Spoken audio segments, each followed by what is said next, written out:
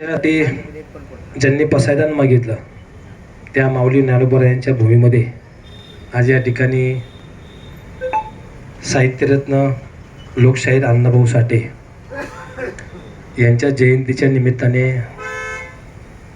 जी नियोजित आरक्षित जागा या अण्णाभाऊ साठेंच्या स्मारकाची आहे त्या ठिकाणी आज जो हा जयंती उत्सवाचा कार्यक्रम होत आहे त्या कार्यक्रमाच्या निमित्ताने उपस्थित व्यासपीठावरती आळंदी नगरपालिकेच्या माजी नगराध्यक्षा, विद्यमान नगरसेविका, भारतीय जनता पार्टीच्या मंडलाध्यक्षा वैजयंताताई उमरगेकर, माजी नगरसेवक अशोकरावजी उमरगेकर, विद्यमान नगरसेवक दिनेशजी घुले असतील, सोमभाऊ कुराडे असतील, सुरेश नाना झोंबाडे असतील, ज्यांच्या हाताखाली आम्ही शिकलो ते आमचे गुरुवर्य नानासाहेब साठे सर असतील.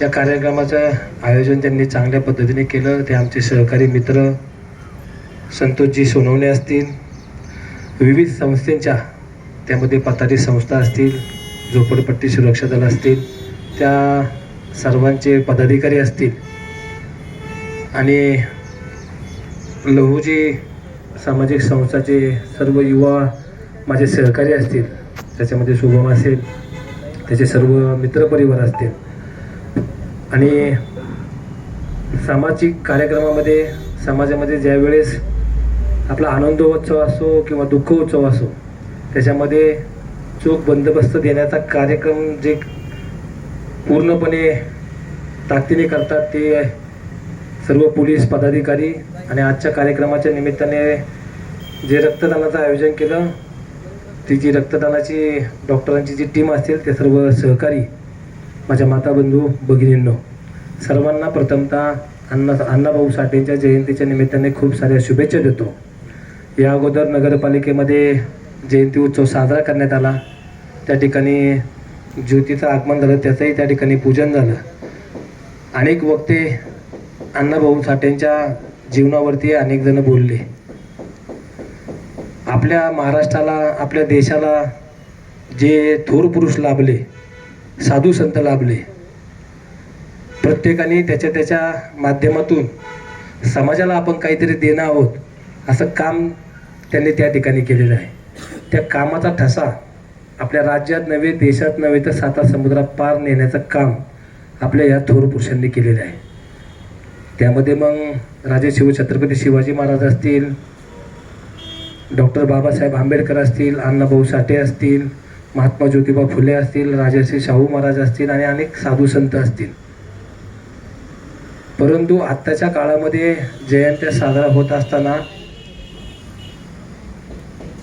ज्या थोर पुरुषांनी आपल्याला समाजामध्ये कसं वागायचं आणि आपण काय केलं पाहिजे आणि त्या पद्धतीने त्यांची जयंती साजरी करणं हे आता आपलं खरं कर्तव्य आहे. मग आता शुभमला थोडं मी बोललोय आणि आताही बोलणार आहे की ज्या वेळेस आपण जयंती साजरी करतो, आता एक पद्धत आहे की थोर पुरुषाच्या जयंतीला DJ हा आता कंपल्सरी झालेला आहे.